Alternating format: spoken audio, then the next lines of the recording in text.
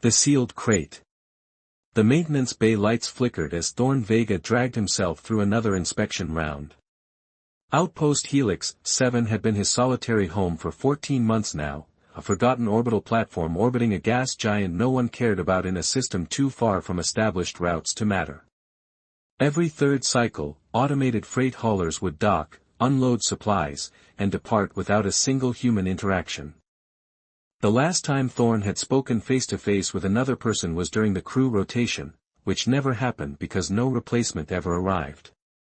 Management communications dwindled to automated maintenance reminders and the occasional system diagnostic request. Maintenance alert, docking bay 4, unscheduled arrival, the station's AI announced, its synthetic voice echoing through empty corridors. Thorn frowned, checking his wrist terminal. There's nothing on the schedule for another 17 days. He made his way to the security console, pulling up external camera feeds. A small, unmarked transport vessel was departing, already beyond immediate hailing range.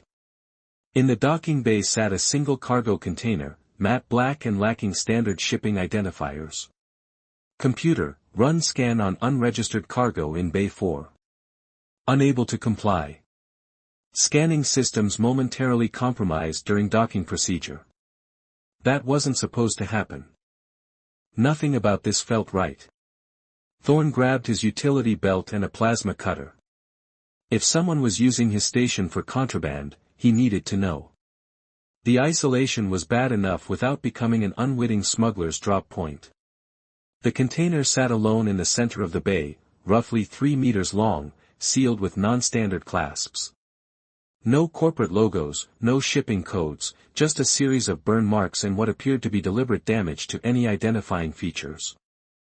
Thorn circled it cautiously, sweeping his scanner across the surface. No radiation. No biological contaminants. No explosive compounds. He paused, frowning at an anomalous reading. Wait, there's an atmosphere maintenance system inside. Active. Something living was in there. Against his better judgment, Thorn disabled the security locks and initiated the opening sequence. The container hissed as internal pressure equalized, and a faint blue mist seeped from the seams. The top panel slid open with a mechanical whine. Inside, curled in a protective ball, was a woman, or at least, a female-shaped being. Her skin was a deep iridescent blue that seemed to shimmer beneath the bay lights.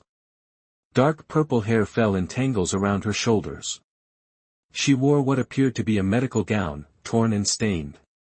Her wrists and ankles bore the unmistakable marks of restraints. Thorn's breath caught. Hello. Can you hear me? She didn't move. For a moment, he feared she might be dead, but then he saw the shallow rise and fall of her chest. Alive, but barely. Computer, prepare medical bay and run xenobiology protocols. Carefully, he lifted her from the container. She was lighter than he expected, her body cool to the touch. As he carried her to the medical bay, her eyes fluttered open, startling violet irises with horizontal pupils that contracted in the light. Safe. The word was barely audible, her voice hoarse from disuse. Yes, Thorn said, though he had no idea if that was true. You're safe now. Over the next 3 days, she drifted in and out of consciousness. The medical systems identified severe dehydration, malnutrition, and multiple partially healed injuries consistent with laboratory testing. Someone had been experimenting on her.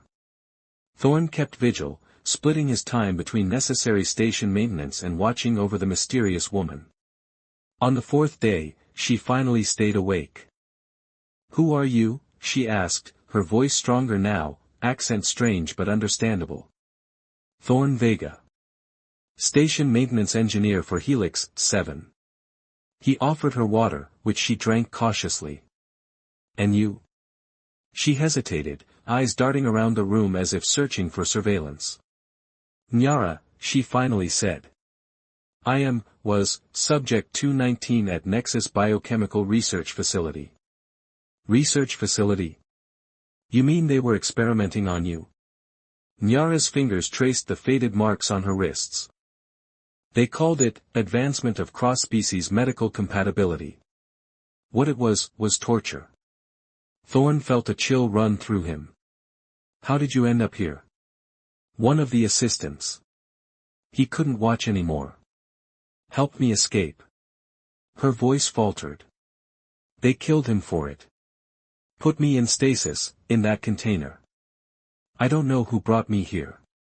Someone who didn't want to be identified, Thorn murmured. The ship left immediately, no communication. Nyara nodded slowly. They're covering their tracks. Nexus has resources, influence. They'll be looking. This station is off the main routes. Automated supply runs only. Thorn tried to sound reassuring, but uncertainty gnawed at him. No one comes here. They will. Her violet eyes held his. I wasn't just any test subject. I'm valuable to them. Over the following weeks, as Nyara regained her strength, Thorn learned more about her. Her species, the Astroni, had been discovered during a deep space exploration mission. Initial diplomatic contact had been promising until corporations recognized the unique properties of Astroni physiology. Their cellular regeneration was unmatched by any known species, their immunity to most toxins nearly absolute.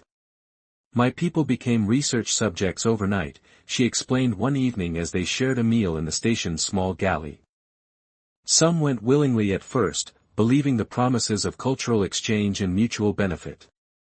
Others were simply taken. And your family? Nyara's expression darkened. My mother was a healer, my father a navigator. They were among the first volunteers. She set down her utensil. They never returned. Thorn found himself sharing his own story, how a promising career in aerospace engineering had crumbled after he exposed safety violations that would have endangered colonists. Blacklisted by the major corporations, isolated maintenance posts were all he could secure. We're both exiles, she observed, a faint smile touching her lips. As days passed, something unexpected happened. The crushing loneliness that had defined Thorn's existence began to lift.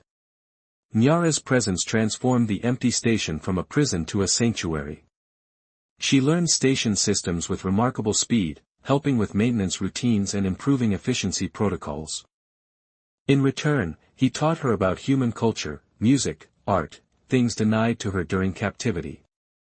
They established a routine, finding comfort in shared meals and conversations that stretched late into the artificial night cycle.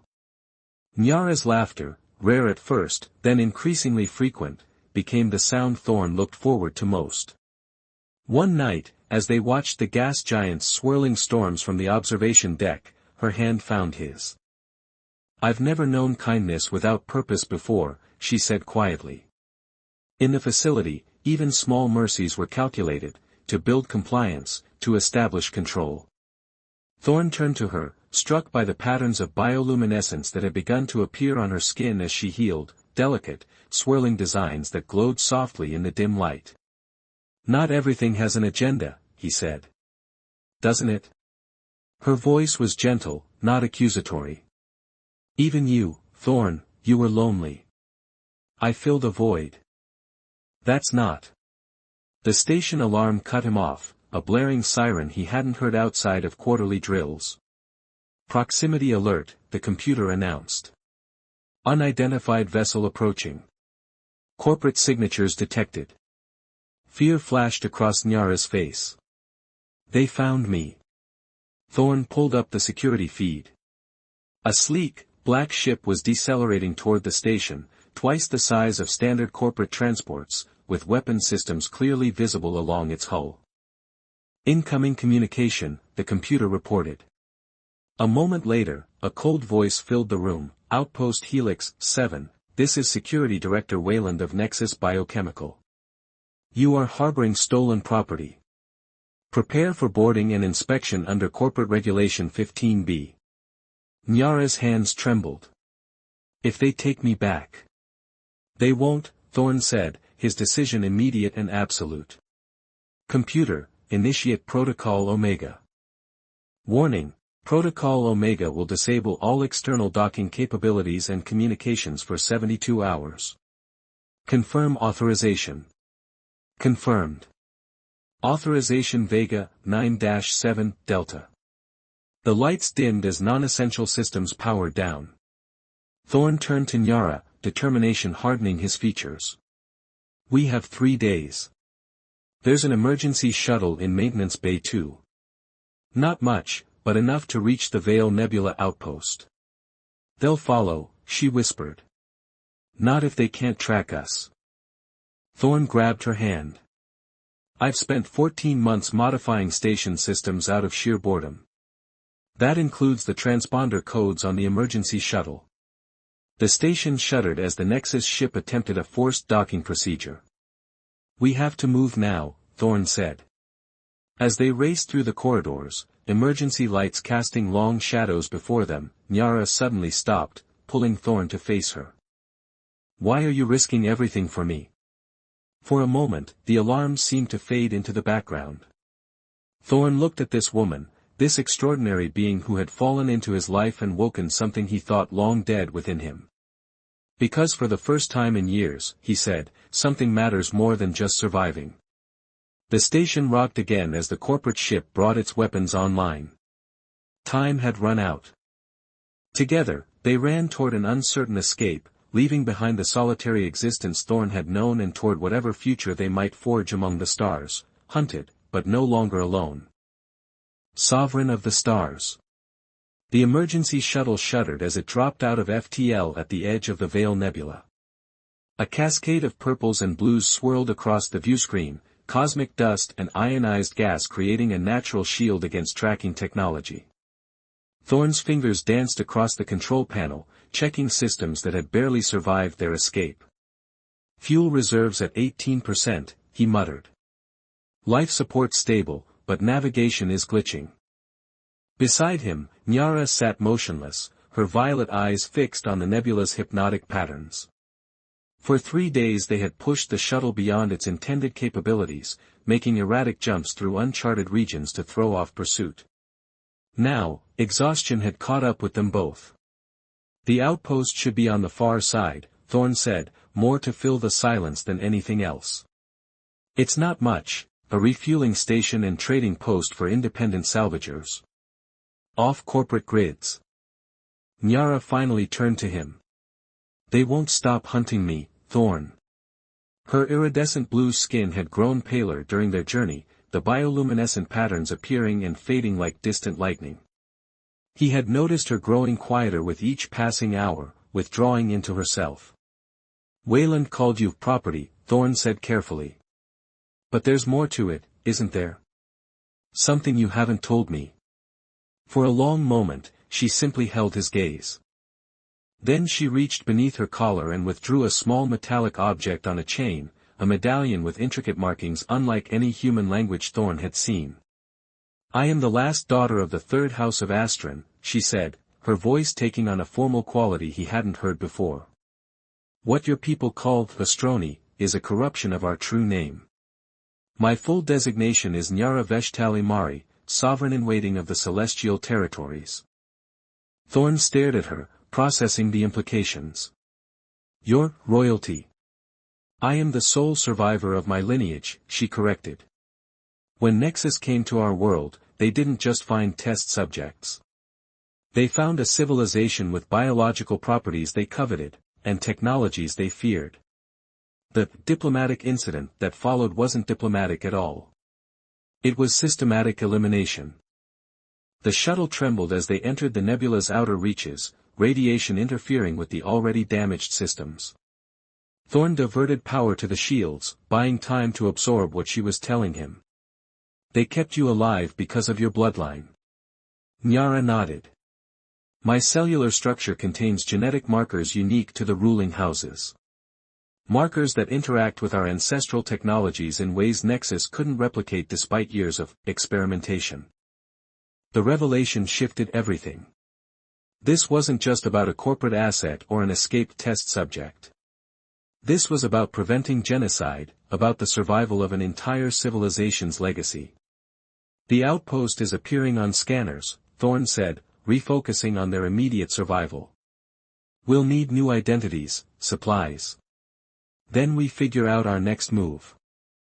The outpost, a collection of interconnected habitats and repurposed cargo containers suspended in the nebula's protective embrace, was exactly the kind of lawless frontier where questions weren't asked as long as credit chips transferred hands.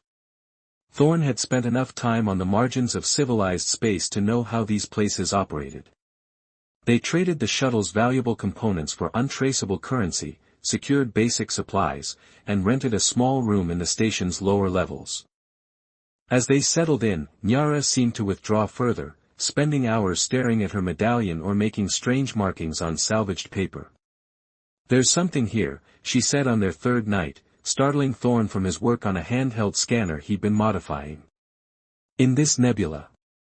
I can feel it. Thorne looked up. Feel what? A resonance. Similar to our sacred temples. Her fingers traced the edge of her medallion. The patterns in the nebula's radiation signature, they're not random. They match ancient astronomy navigational charts. You think your people have been here? I think they left something here, she corrected. Something Nexus would destroy if they knew of its existence.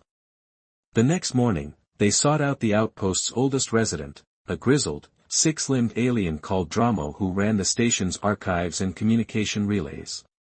For a price, he granted them access to stellar cartography records dating back centuries.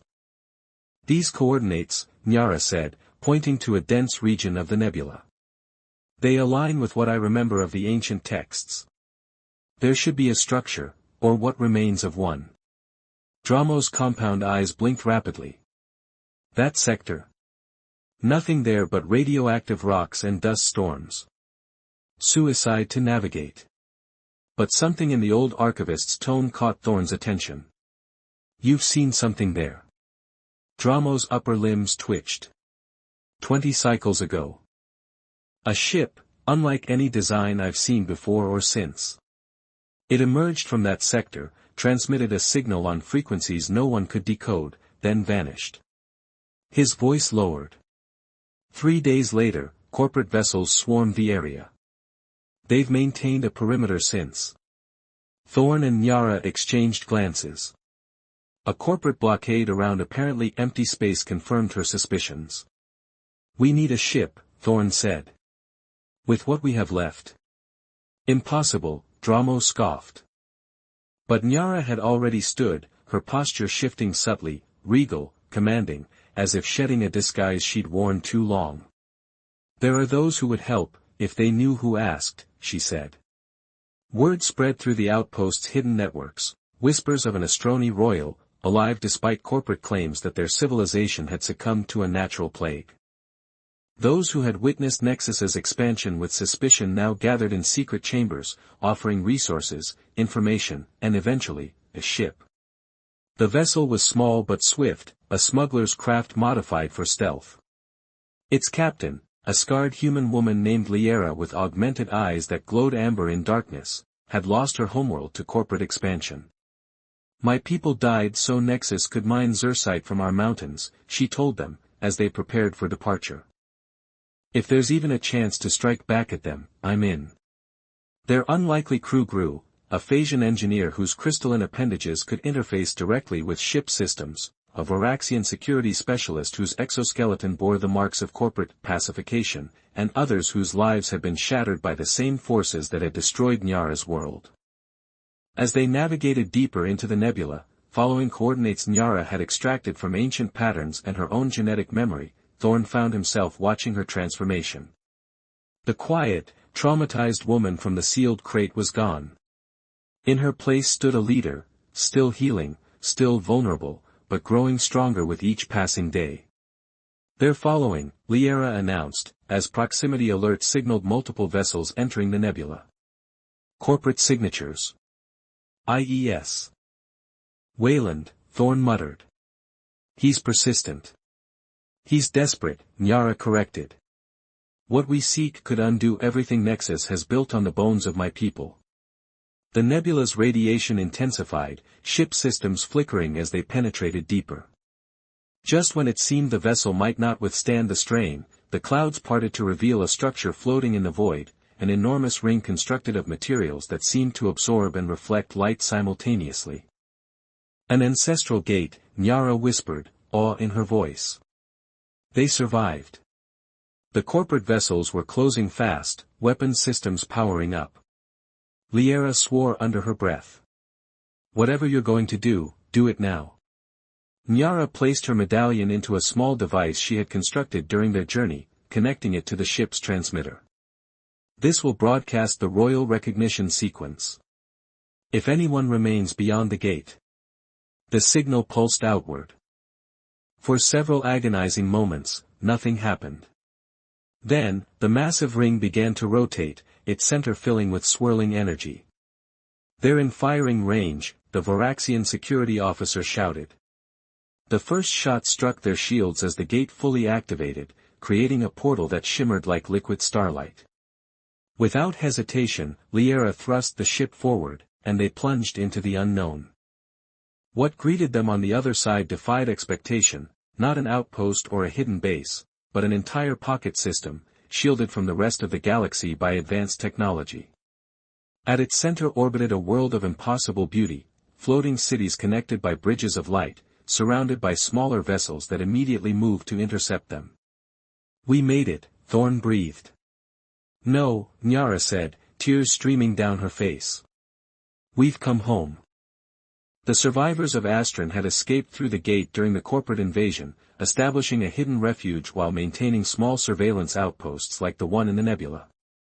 For years, they had awaited the return of any royal family members who might have survived. Nyara's arrival triggered celebration and renewed hope. As she reunited with distant relatives and the remaining elders, Thorn found himself an observer to a culture reborn, complex rituals, advanced technologies seamlessly integrated with natural elements, and a people determined to reclaim their rightful place among the stars. "They want me to undergo the ascension ceremony," Nyara told him one evening, as they stood on a balcony overlooking one of the floating cities. "To formally claim my position as sovereign." Thorn studied her profile, noting how she stood taller now, her skin glowing with restored health, the bioluminescent patterns flowing in complex arrangements that reflected her emotions. "Is that what you want?" She turned to him, violet eyes searching his. "I want justice for my people. I want to end Nexus's reign of exploitation." Her hand found his. "But I've also discovered something I never expected to find." "What's that?" "A future I choose, rather than one forced upon me." Her fingers intertwined with his. "The elders believe the gate technology can be replicated, creating a network that would allow us to reclaim our original homeworld." "You're planning to go back," Thorn realized. "To fight." "Not to fight. To reveal." From her robes, she withdrew a data crystal. "This contains evidence of every corporate atrocity committed against my people and dozens of others. With our technology, we can broadcast it simultaneously across every settled world." The plan was audacious, using the Astroni's advanced communications technology to bypass corporate censors, revealing decades of covered-up genocides and exploitation. The survivors had been gathering evidence from their hidden outposts for years, building a case that would shatter Nexus's carefully constructed image. 3 months later, as Nyara prepared for her ascension ceremony, the first gate opened near a major trading hub. Within hours, others appeared near population centers across settled space. The evidence spread like wildfire, unfiltered, undeniable proof of corporate crimes against countless species.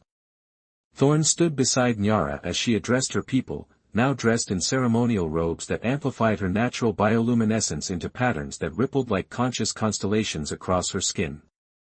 "Today, we reclaim not just our identity, but our responsibility to ensure such injustice never finds root again," she declared. "The age of hiding is over. The age of accountability begins." As she was formally crowned sovereign of the Astroni, Thorn felt a bittersweet pride.